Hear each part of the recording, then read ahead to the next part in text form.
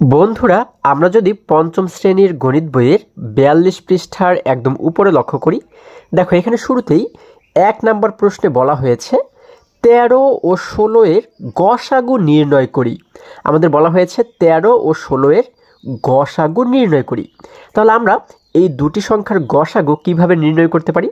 দেখো, আমরা নিচে লক্ষ্য করলে এখানে কিন্তু গসাগু নির্ণয়ের যে ধাপগুলো রয়েছে সেগুলো দেখতে পাচ্ছি। প্রথমে আমরা কি করেছি, ১৩ এর গুণনীয়ক যেগুলো রয়েছে সেগুলোকে বের করব। হ্যাঁ, আচ্ছা, এই যেহেতু প্রথম সংখ্যা হচ্ছে ১৩, এই জন্য প্রথমেই আমরা ১৩ এর গুণনীয়কগুলোকে বের করব। এখন গুণনীয়ক হচ্ছে কি? গুণনীয়ক হচ্ছে যে সমস্ত সংখ্যা দ্বারা ১৩কে ভাগ করা যায় সেই সমস্ত সংখ্যাগুলোই হচ্ছে কি ১৩ এর গুণনীয়ক। ঠিক আছে, তাহলে ১৩ এর কোন কোন গুণনীয়ক রয়েছে আমরা ১ থেকে দেখতে দেখতে দেখতে দেখতে ১৩ পর্যন্ত যাব। ঠিক আছে, কোন কোন সংখ্যা দ্বারা ১৩কে ভাগ করা যায়? প্রথমে ১ দ্বারা কিন্তু ১৩কে ভাগ করা যায়, আমরা জানি ১৩ একে ১৩, এই জন্য আমরা এই প্রথম ঘরে লিখে দিলাম ১। এরপরে ২ দ্বারা ১৩কে ভাগ করা যাবে না, ৩, ৪, ৫, ৬ এভাবে কোনো সংখ্যা দ্বারা আমরা ১৩কে ভাগ করতে পারবো না। শুধুমাত্র ১৩ দ্বারা আমরা কিন্তু ১৩কে ভাগ করতে পারবো। ১৩ একে ১৩, তাই না? এই জন্য আমরা এখানে লিখে দিলাম ১৩। তাহলে আমরা ১৩ এর গুণনীয়ক পাচ্ছি ১ এবং ১৩। এই দুটি সংখ্যা দিয়েই কিন্তু তোমরা শুধুমাত্র ১৩কে ভাগ করতে পারবে, আর কোনো সংখ্যা দিয়েই ১৩কে ভাগ করা যাবে না।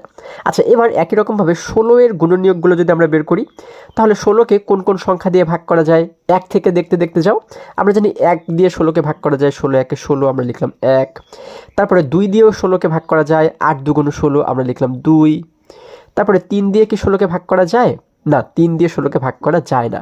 ৪ দিয়ে ১৬কে ভাগ করা যায়, ৪ ৪ ১৬, আমরা এখানে লিখলাম ৪।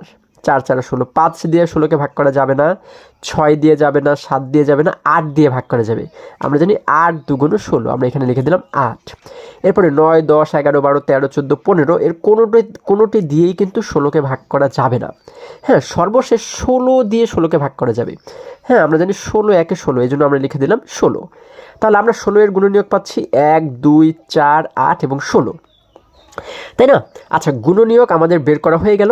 এবারে আমাদের বলা হয়েছে ১৩ ও ১৬ এর সাধারণ গুণনীয়ক।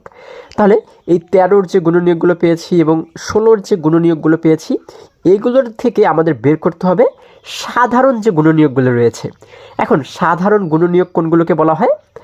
আমরা জানি এই যে দুটি সারি দেখতে পাচ্ছি, তাই না? এই দুটি সারির মধ্যে যে সংখ্যাগুলোর মিল রয়েছে সেগুলোকেই বলা হয় সাধারণ গুণনীয়ক।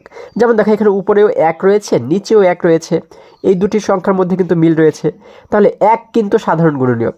এরপরে এখানে উপরে রয়েছে ১৩, নিচে কিন্তু ১৩ নেই, তাই না? তার মানে শুধুমাত্র এই ১-এর মধ্যে মিল রয়েছে, উপরের লাইনেও ১ রয়েছে, নিচের লাইনেও ১ রয়েছে, তাহলে ১কে বলবো হচ্ছে আমরা সাধারণ গুণনীয়ক। তাহলে আমরা সাধারণ গুণনীয়ক পাচ্ছি কত? ১, যার কারণে আমরা এই ঘরে লিখে দেব ১, অর্থাৎ ১৩ ও ১৬ এর সাধারণ গুণনীয়ক ১। এখন আমাদের নিচের লাইনে বলা হয়েছে ১৩ ও ১৬ এর গসাগু। গসাগু মানে কি? এই যে সাধারণ গুণনীয়কগুলো আমরা পাবো, এখানে কিন্তু শুধুমাত্র একটি সাধারণ গুণনীয়ক পেয়েছি, তাই না? আমাদের অন্যান্য গসাগু নির্ণয়ের ক্ষেত্রে আমাদের কিন্তু ২টি, ৩টি, ৪টি, ৫টি বা অনেকগুলো সাধারণ গুণনীয়ক থাকতে পারে। এখন এই সমস্ত সাধারণ গুণনীয়কগুলোর মধ্যে সবচাইতে যেটি বড় সেটিকেই বলা হয় গসাগু। ঠিক আছে, আবারও বোঝার চেষ্টা করো। সাধারণ গুণনীয়কগুলোর মধ্যে সবচাইতে যেটি বড় সেটিকেই বলা হয় গসাগু। কিন্তু আমাদের যেহেতু এখানে সাধারণ গুণনীয়ক শুধুমাত্র একটি, তাহলে এখানে বড় আর ছোট তো আমাদের দেখার কিছুই নেই, এটিই হচ্ছে কি আমাদের গসাগু। তাই না, আমরা লিখব ১৩ ও ১৬ এর গসাগু ১। কত? ১। ঠিক আছে, আশা করি সকলেই তোমরা বুঝতে পেরেছো। এবার ২ নম্বর প্রশ্নটি লক্ষ্য করো, এখানে বলা হয়েছে ১১ ও ১৭ এর গসাগু নির্ণয় করি। আমরা একই রকমভাবে এটিরও গসাগু নির্ণয় করব। হ্যাঁ, প্রথমে ১১ রয়েছে, ১১-র গুণনীয়ক যেগুলো সেগুলো বের করো। ১১কে কোন কোন সংখ্যা দিয়ে ভাগ করা যায়? ১ দিয়ে ভাগ করা যায়, ১১ একে ১১। তারপর হচ্ছে ১১ দিয়ে ১১কে ভাগ করা যায়, ১১ একে ১১। এছাড়া আর কোনো সংখ্যা দিয়ে কিন্তু তোমরা ১১কে ভাগ করতে পারবে না। তোমরা কিন্তু চাইলে দেখতে পারো, হ্যাঁ, যে অন্য কোনো সংখ্যা দিয়ে ভাগ করা যায় কিনা। এবার ১৭ এর গুণনীয়ক কোনগুলো রয়েছে? ১৭কে ১ দিয়ে ভাগ করা যায়, ১৭ একে ১৭, এবং ১৭কে ১৭ দিয়ে ভাগ করা যায়, ১৭ একে ১৭। ঠিক আছে, এই ১ এবং ১৭ ছাড়া অন্য কোনো সংখ্যা দিয়েই ১৭কে ভাগ করা যাবে না। তার মানে আমরা কিন্তু 11 এর গুণনীয়ক পাচ্ছি 2টি, 17 এর গুণনীয়ক পাচ্ছি 2টি, তাই না? এবার 11 ও 17 এর সাধারণ গুণনীয়কগুলো যদি আমরা বের করি, সাধারণ গুণনীয়ক কোনগুলো? এই দুই লাইনের মধ্যে যে সংখ্যাগুলোর মিল রয়েছে, যেমন দেখো উপরেও রয়েছে 1, নিচেও রয়েছে 1, তার মানে শুধুমাত্র 1-এর মধ্যে মিল রয়েছে, আর কিন্তু কোনো সংখ্যার মধ্যে মিল নেই। তাহলে সাধারণ গুণনীয়ক হচ্ছে 1, তাই না? এখানে শুধুমাত্র একটি সাধারণ গুণনীয়ক পাচ্ছি, তাহলে আমাদের 11 ও 17 এর গসাগু কত হবে? যেহেতু একটি সাধারণ গুণনীয়ক পাচ্ছি, তাই না? তাহলে এটিই তো আমাদের গসাগু হবে, আমাদের গসাগু হবে 1। যদি 2টি, 3টি, 4টি কিংবা আরও বেশি সংখ্যক সাধারণ গুণনীয়ক থাকতো, তাহলে আমরা কী করতাম? সেইখান থেকে বড় সংখ্যাটিকে গসাগু হিসাবে লিখতাম। ঠিক আছে, আশা করি সকলেই তোমরা বুঝতে পেরেছো। এবার যদি আরেকটু নিচে আমরা লক্ষ্য করি, দেখো এখানে আমরা দেখতে পাচ্ছি 1 নম্বর প্রশ্নে বলা হয়েছে গসাগু নির্ণয় করি। আমরা কিন্তু এখানে অনেকগুলো অঙ্ক দেখতে পাচ্ছি, তাই না? তাহলে চলো এখান থেকে আমরা কিছু কিছু অঙ্ক একটু সমাধান করার চেষ্টা করি। বন্ধুরা, আমরা দেখতে পাচ্ছি 1 নম্বরে বলা হয়েছে 9 এবং 11। তাহলে এই দুটি সংখ্যার গসাগু কিভাবে নির্ণয় করব? আমরা প্রথমে 9-এর যে গুণনীয়কগুলো রয়েছে সেগুলো বের করব, তারপরে 11-এর গুণনীয়কগুলো বের করব, তাই না? প্রথমে 9-এর গুণনীয়ক বের করে আমরা লিখব 9-এর গুণনীয়ক, 9-এর গুণনীয়ক, গুণনীয়ক 9-এর গুণনীয়ক হচ্ছে কি কি রয়েছে? আমরা একটু সমান চিহ্ন দিলাম। আচ্ছা, 9-এর গুণনীয়ক হচ্ছে কি? গুণনীয়ক মানে কি? 9কে কোন কোন সংখ্যা দিয়ে ভাগ করা যায়, তাই না? আমরা 1 থেকে দেখতে দেখতে যাব। 1 দিয়ে 9কে ভাগ করা যায়, 9কে 9 আমরা লিখলাম 1, এরপর একটি কমা দিলাম। 2 দ্বারা 9কে ভাগ করা যায় না, 3 দ্বারা ভাগ করা যায়, 3 3 9 আমরা লিখে দিলাম 3, এরপরে আরও একটি কমা দিলাম। এরপর 4 5 6 7 8 এর কোনোটি দ্বারাই কিন্তু 9কে ভাগ করা যাবে না, কিন্তু আবার 9 দ্বারা 9কে ভাগ করা যাবে, এই জন্য আমরা এখানে লিখে দিলাম 9। ঠিক আছে, তাহলে এই 3টি সংখ্যা দিয়েই 9কে ভাগ করা যাবে। আমরা 9-এর গুণনীয়ক পাচ্ছি এই 3টি সংখ্যা, 1 3 এবং 9। এবার 11-এর গুণনীয়ক বের করো। আমরা যদি এবার লিখি যে 11-এর গুণনীয়ক, 11-এর গুণনীয়ক, 11-এর গুণনীয়ক কোনগুলো? 11কে কিন্তু প্রথমে 1 দ্বারা ভাগ করা যায়, 11 1 11, এবং 11কে 11 দ্বারাও ভাগ করা যায়, 11 1 11, তাই না? তাহলে 1 এবং 11 ছাড়া আর কোনো সংখ্যা দিয়েই তোমরা কিন্তু 11কে ভাগ করতে পারবে না। তাহলে 11-র আমরা এই 2টি গুণনীয়ক পাচ্ছি, তাই না? এখন আমাদের যেহেতু গুণনীয়ক বের করা হয়ে গেল, এবার আমরা এখান থেকে সাধারণ গুণনীয়কগুলো বের করব। তাহলে আমরা এবারে কি লিখব?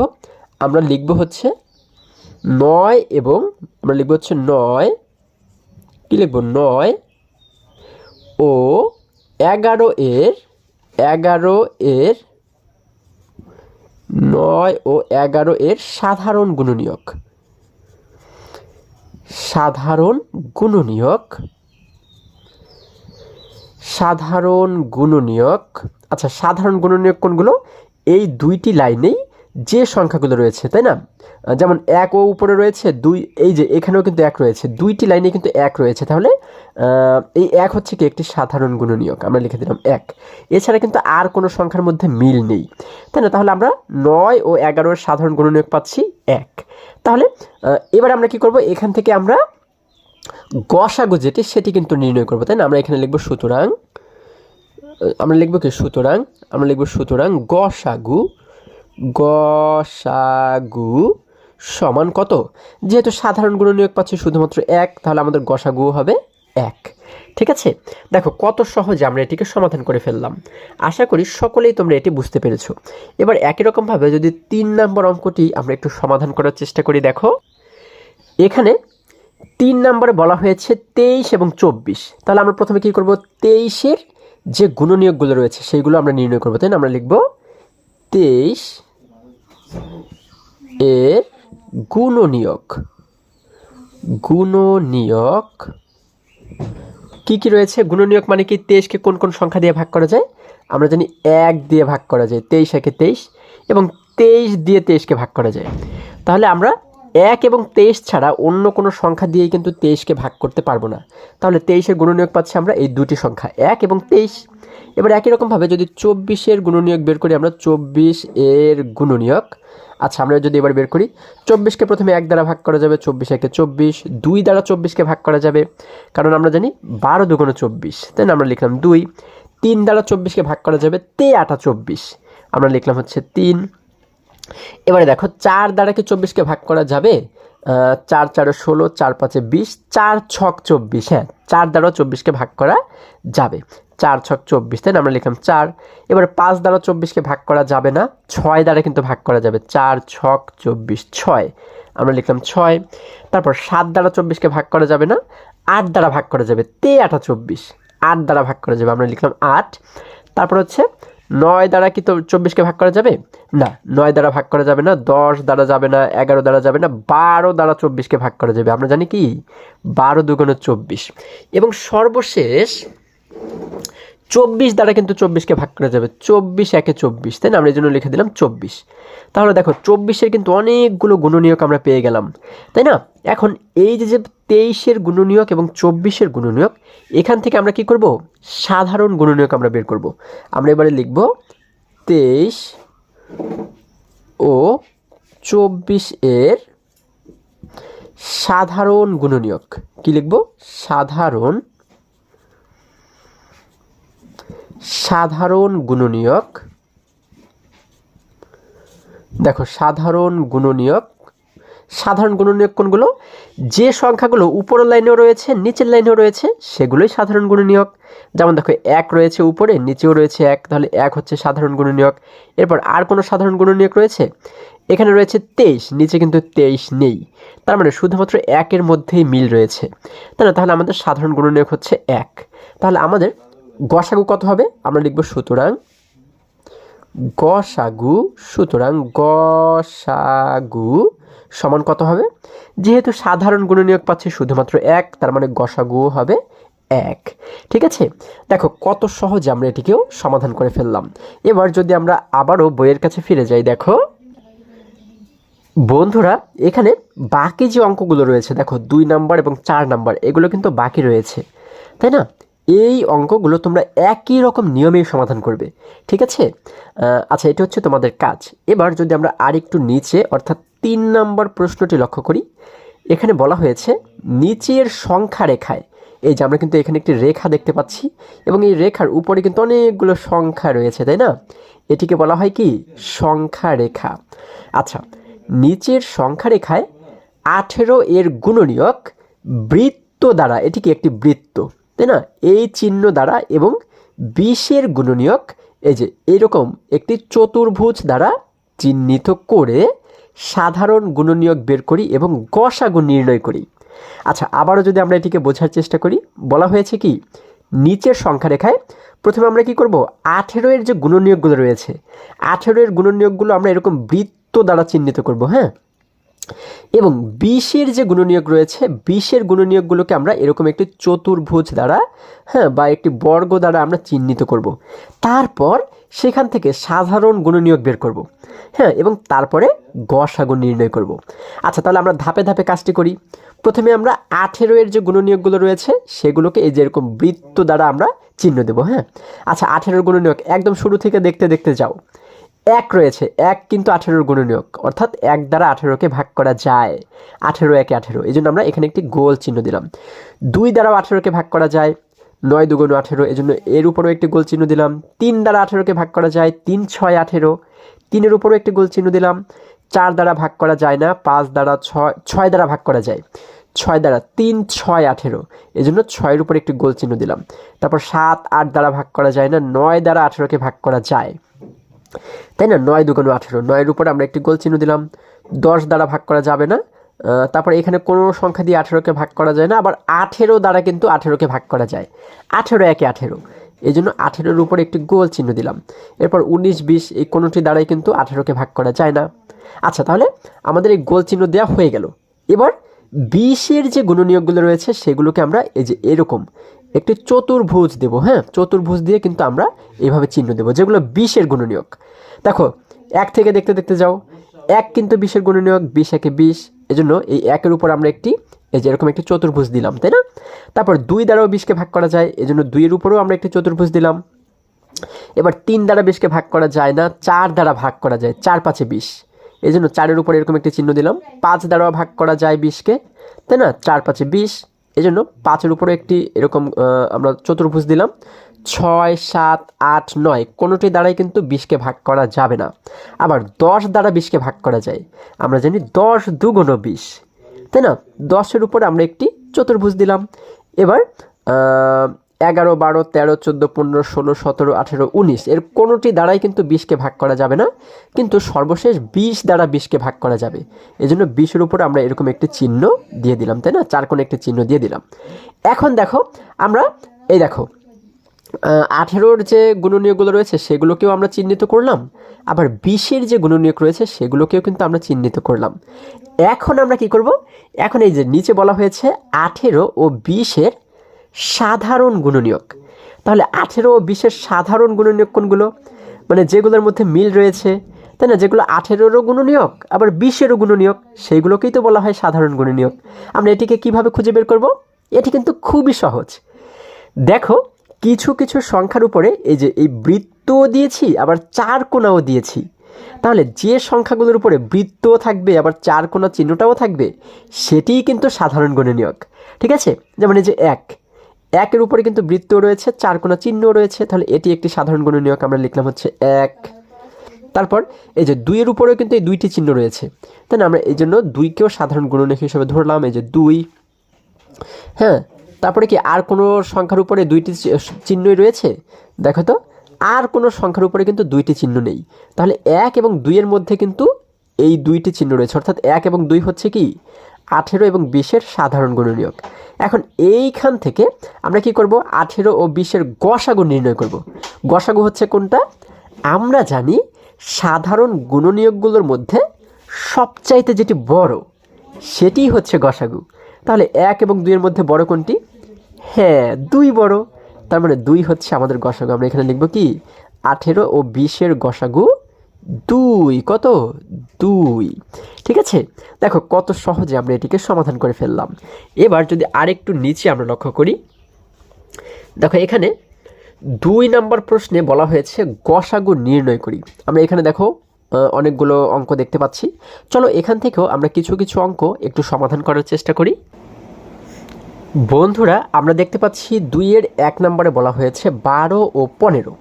তাহলে আমরা এই দুটি সংখ্যার গসাগু নির্ণয় করি। প্রথমে আমরা কি করব? 12-এর যে গুণনীয়কগুলো রয়েছে সেগুলোকে আমরা বের করব, তাই না? আমরা কি লিখব? আমরা লিখব 12-এর গুণনীয়ক। 12-এর গুণনীয়ক। আচ্ছা, 12-এর গুণনীয়ক কী কী রয়েছে, অর্থাৎ 12কে কোন কোন সংখ্যা দিয়ে ভাগ করা যায়? আমরা জানি 1 দিয়ে 12কে ভাগ করা যায়, 12 একে 12। আমরা 1 থেকে দেখতে দেখতে যাব, তাই না? এরপরে রয়েছে 2 দ্বারাও কিন্তু 12কে ভাগ করা যায়, 6 2 12। আমরা লিখে দিলাম 2। এরপর 3 দ্বারাও কিন্তু 12কে ভাগ করা যায়, আমরা জানি 3 4 12, এই জন্য আমরা লিখে দিলাম 3। এরপর 4 দ্বারাও 12কে ভাগ করা যায়, আমরা জানি 4 একে 4, 4 2 8, 3 4 12, তাহলে আমরা লিখলাম এখানে 4। এরপর 5 দ্বারা ভাগ করা যাবে না, 6 দ্বারা 12কে ভাগ করা যায়। হ্যাঁ, 6 2 12, আমরা লিখে দিলাম 6। এরপর 7 দ্বারা যাবে না, 8 দ্বারা যাবে না, 9 10 11 এর কোনোটা দ্বারাই 12কে ভাগ করা যাবে না। হ্যাঁ, আমরা কিন্তু সর্বশেষ 12 দ্বারা 12কে ভাগ করতে পারবো। ঠিক আছে? কারণ আমরা জানি 12 একে 12, আমরা এখানে লিখে দিলাম 12। তাহলে আমরা 12-এর গুণনীয়ক পাচ্ছি কয়টি? দেখো কি কি পাচ্ছি, 1 2 3 4 6 এবং 12, এই প্রত্যেকটি হচ্ছে কি 12-এর গুণনীয়ক। এবার একই রকমভাবে যদি আমরা 15-এর গুণনীয়কগুলোকে বের করি, দেখো আমরা এবার লিখব 15-এর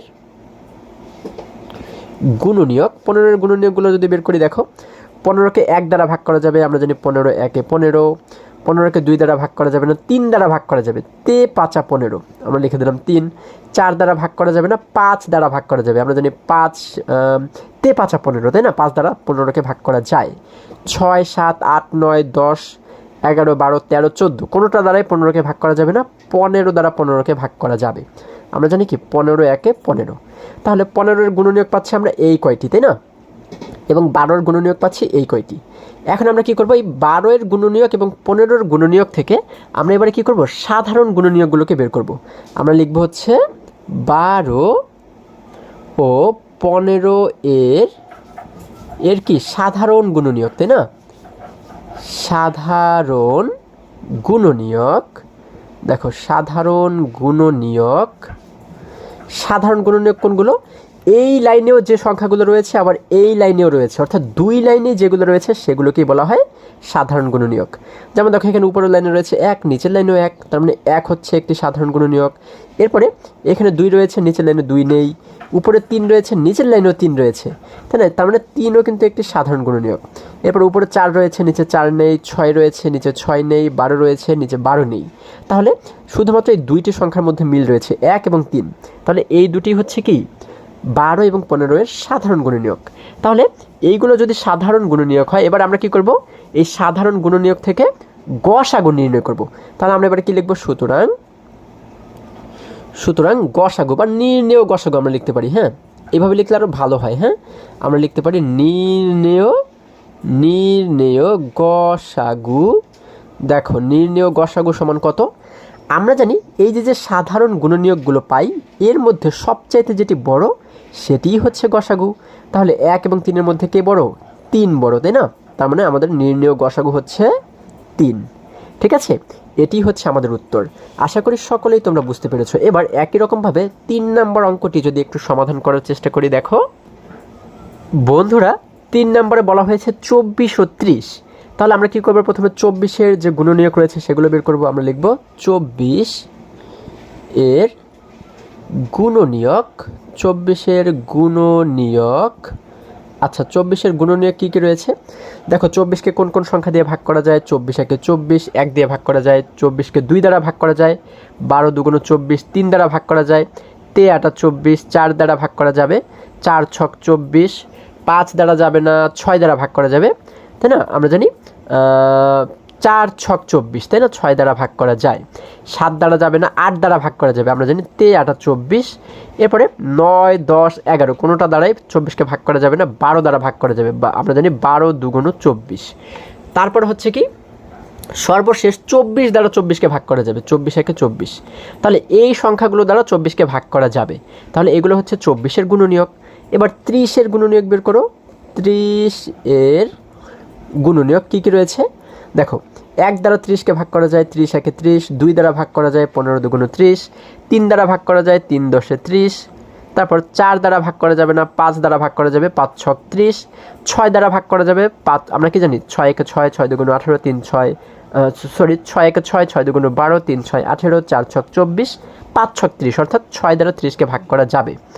এরপর 7 দ্বারা যাবে না, 8 দ্বারা যাবে না, 9 দ্বারা যাবে না, 10 দ্বারা ভাগ করা যাবে। আমরা জানি 3 10 30, তাই না? এরপরে হচ্ছে 11 12 13 14 এগুলো দিয়ে ভাগ করা যাবে না। 15 দ্বারা 30-কে ভাগ করা যাবে। আমরা জানি 15 দুগুণ 30। এবং সর্বশেষ হচ্ছে 30 দ্বারা 30-কে ভাগ করা যাবে। 30 একে 30। তাহলে এইগুলো হচ্ছে 30-এর গুণনীয়ক, এগুলো হচ্ছে 24-এর গুণনীয়ক। এখন এখান থেকে আমরা কি করব, সাধারণ গুণনীয়কগুলো বের করব। আমরা লিখব কি 24 ও 30-এর সাধারণ গুণনীয়ক। সাধারণ গুণনীয়ক। দেখো সাধারণ গুণনীয়ক হচ্ছে কোনগুলো? দেখো এই দুই সারির কোন কোন সংখ্যাগুলোর মধ্যে মিল রয়েছে। দেখো এখানে রয়েছে 1, উপরে নিচেও রয়েছে 1, তাহলে দুই সারিতেই 1 রয়েছে, তাহলে 1 কিন্তু একটি সাধারণ গুণনীয়ক। তারপর এখানে উপরেও রয়েছে 2, নিচেও রয়েছে 2, তার মানে এই 2ও একটি সাধারণ গুণনীয়ক। এরপর আর কোন কোন সংখ্যার মিল রয়েছে? এখানে রয়েছে 3, নিচেও রয়েছে 3, আমরা লিখে দিলাম 3। তারপর উপরে 4 রয়েছে, নিচে কিন্তু 4 নেই। 6 রয়েছে, নিচেও 6 রয়েছে, যে 6 রয়েছে, নিচেও 6 রয়েছে, আমরা লিখে দিলাম 6। তারপর এখানে 8 রয়েছে, নিচে 8 নেই। 12 রয়েছে, নিচে 12 নেই। 24 রয়েছে, নিচে কিন্তু 24 নেই। তাহলে আমাদের 24 ও 30-এর সাধারণ গুণনীয়ক হচ্ছে 1 2 3 এবং 6। তাহলে এগুলো হচ্ছে কি সাধারণ গুণনীয়ক। ঠিক আছে, আচ্ছা তাহলে এবার আমরা এই সাধারণ গুণনীয়ক থেকে কি করব, আমরা কিন্তু এবারে গসাগু নির্ণয় করব। আমরা লিখব সুতরাং নির্ণেয় গসাগু। নির্ণেয় গসাগু সমান কত? আমরা জানি সাধারণ গুণনীয়কগুলোর মধ্যে সবচাইতে যেটি বড় সেটিকেই বলা হয় কি গসাগু। তাহলে এই সংখ্যাগুলোর মধ্যে সবচাইতে বড় কে? 6। তাহলে 6 হচ্ছে আমাদের গসাগু। আমরা এখানে লিখে দেব 6। এটি হচ্ছে কি আমাদের উত্তর। ঠিক আছে, আচ্ছা চলো এবার আমরা আবারও বইয়ের কাছে ফিরে যাই। বন্ধুরা 2 নম্বরে বাকি যে অঙ্কগুলো রয়েছে, যেমন 2 নম্বর অঙ্কটি এবং 4 নম্বর অঙ্কটি, এগুলো কিন্তু আমি তোমাদের সমাধান করে দেখাইনি, তাই না? এগুলো তোমরা একই রকম নিয়মেই সমাধান করবে। ঠিক আছে, এটি হচ্ছে তোমাদের কাজ। এবার যদি আমরা আরেকটু নিচে লক্ষ্য করি, দেখো এখানে 4 নম্বর প্রশ্নে বলা হয়েছে 16 এবং 18 সংখ্যা নিয়ে গসাগু নির্ণয়ের একটি গল্প তৈরি করি। বলা হয়েছে 16 এবং 18 এই দুটি সংখ্যা নিয়ে গসাগু নির্ণয়ের একটি গল্প তৈরি করতে বলা হয়েছে, তাই না? আচ্ছা দেখো, একটু নিচে লক্ষ্য করলে আমরা এখানে একটি মেয়ে শিশুকে দেখতে পাচ্ছি। সে বলেছে, আমার গল্পটি হলো 16টি খাতা ও 18টি কলম সর্বাধিক কতজন ছেলে মেয়ের মধ্যে সমানভাবে ভাগ করে দেওয়া যাবে। এবার তোমার গল্পটি বলো। সে কিন্তু একটি গল্প এখানে তৈরি করেছে, তাই না? এবার আমাদের একটি গল্প তৈরি করতে হবে যেন 16 এবং 18কে 18 এর গসাগু আমাদের নির্ণয় করতে হয়, এমনভাবে তৈরি করতে হবে, তাই না? তাহলে আমরা এমন একটি গল্প তৈরি করব যে গল্পের ভিতর এই সর্বাধিক শব্দটি আমরা ব্যবহার করব, ঠিক আছে? কারণ আমরা কি জানি, আমরা জানি গসাগু মানেই কিন্তু সর্বাধিক। গসাগুর প্রথমে যে গ রয়েছে, এই যে গসাগুর প্রথমে যে গ রয়েছে, গয়ের অর্থ কি? গয়ের অর্থ হচ্ছে গরিষ্ঠ। গরিষ্ঠ মানেই কিন্তু সর্বাধিক, ঠিক আছে? তাহলে চলো আমরা একটি গল্প যদি তৈরি করি, আমরা এইভাবে তৈরি করতে পারি যে রাজুর কাছে 12টি পেন্সিল এবং 15টি রাবার রয়েছে। হ্যাঁ, সে তার কিছু বন্ধুদের মাঝে এগুলো সমানভাবে ভাগ করে দিতে চায়। সে সর্বাধিক, এই যে সর্বাধিক আমরা ব্যবহার করলাম, সর্বাধিক কতজন বন্ধুর মাঝে সমানভাবে এগুলো ভাগ করে দিতে পারবে। এই যে এইভাবে করে তোমরা কিন্তু যে কোনো গল্প তৈরি করতে পারো, ঠিক আছে? এটি তোমাদের মতো করে তোমরা তৈরি করবে। আচ্ছা, তাহলে আশা করি আজকের সমস্ত অঙ্কগুলো তোমরা খুব সহজে এবং খুবই সুন্দরভাবে বুঝতে পেরেছো। বন্ধুরা, আজকে আমাদের এই পর্যন্তই। আবারও দেখা হবে পরবর্তী ভিডিওতে। আর হ্যাঁ, তোমরা যদি আমার চ্যানেলে নতুন হয়ে থাকো তাহলে এখনই চ্যানেলটি সাবস্ক্রাইব করে পাশে থাকো, যেন আমার যে কোনো ভিডিও আপলোড করার সাথে সাথে খুব সহজেই তোমরা সেটি পেতে পারো। সকলে ভালো থাকো, সুস্থ সবল থাকো, এই কামনা করে শেষ করছি। ধন্যবাদ সকলকে।